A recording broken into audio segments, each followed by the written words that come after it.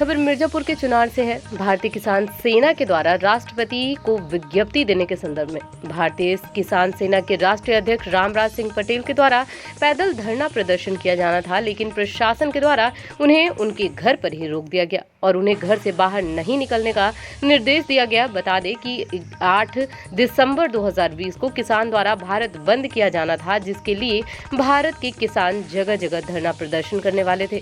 चुनार में भी भारतीय किसान के राष्ट्रीय अध्यक्ष के द्वारा धरना प्रदर्शन किया जाना था।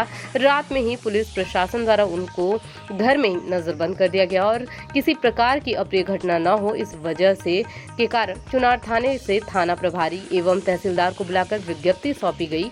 उनके घर पर ही विज्ञप्ति देते वक्त वहां उपस्थित लोगों के नाम भारतीय किसान सेना के राष्ट्रीय अध्यक्ष रामराज सिंह पटेल, अवधेश सिंह, दीनानाथ सिंह, उद्धम सिंह, अनुज सिंह, हरिहर पटेल, दिनेश कुमार, जय सिंह, रामदेव सिंह, अशोक कुमार, अमन सिंह पटेल, राम किशन सिंह आदि अन्य किसान भी वहां उपस्थित रहे और महिलाएं भी उपस्थित थी।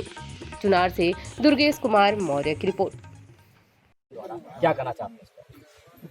देखिए, आज़ादी के बाद ये पहली सरकार है जिसका लोकतंत्र में कोई आस्था नहीं। आज भारत का अन्नदाता सड़क पर है। तीनों कृषि कानून जो किसान विरोधी है उसको वापस कराना चाहता है, लेकिन भारतीय जनता पार्टी की सरकार किसानों को घरों में कैद कर रही है। 2 बजे रात में हमारे यहाँ पुलिस वाले आए और मेरा घर घेर लिए और कहे कि आप घर के बाहर नहीं जा सकते। तो हमने किसानों को सूचना किया, किसान को सूचना मिला, सब लोग यहाँ पर आए।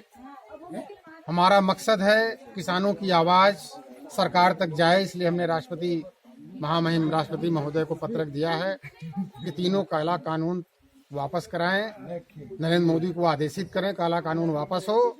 नहीं, किसान पूरे देश में आंदोलन कर रहा है और करेगा जब तक तीनों काला कानून वापस नहीं होगा। ये किसान प्रधान देश है, किसानों को बोलने की आवाज नहीं है, इसका क्या कहना चाह रहे हैं? किसान आवाज दे रहे हैं। अब चूंकि किसान आजादी के बाद अपने खेतों में लग गए और रात दिन खेती का काम कर रहे हैं, उनके पास समय नहीं है आंदोलन करने के लिए। ऐसा किसानों का काम है, भैंस को चारा देना, गाय को चारा देना, खेत में पानी भरना, खेत की कटाई करना। और किसान की आर्थिक स्थिति इतनी खराब है, लेकिन फिर भी किसान इस तीनों काला कानून के खिलाफ सड़क पर हैं।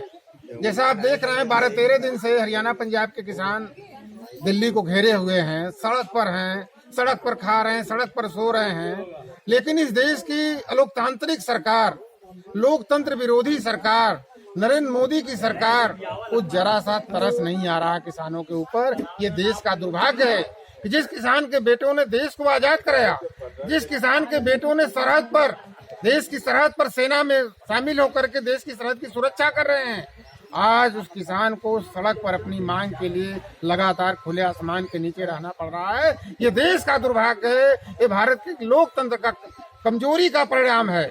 आज इससे लोकतंत्र मजबूत होगा। अब किसान खड़ा हुआ है, नरेंद्र मोदी का जड़ खोद देगा और नरेंद्र मोदी आने वाले चुनाव में इस देश में रहने वाले नहीं है। देखिए, ये तीनों कानून में पहला तो इन्होंने कहीं भी न्यूनतम समर्थन मूल्य की गारंटी नहीं दिया। बड़े व्यापारियों को कॉन्ट्रैक्ट फार्मिंग का छूट दे दिया।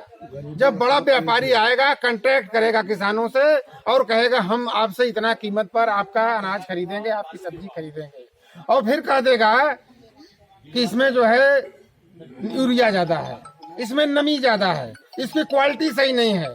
तय करेगा 1900 में और लेगा जो है 500 रुपए में।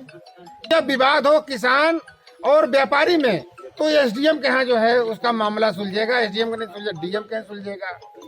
अब आप बताइए कि एसडीएम डीएम तो प्रशासन की बात मानते हैं, रिश्वतखोर होते हैं।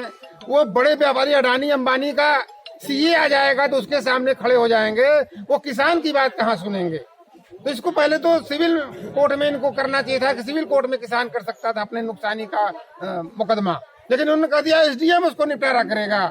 इससे किसान बिल्कुल सहमत नहीं है, क्योंकि किसान को लूटने के लिए ही ये कानून बना है।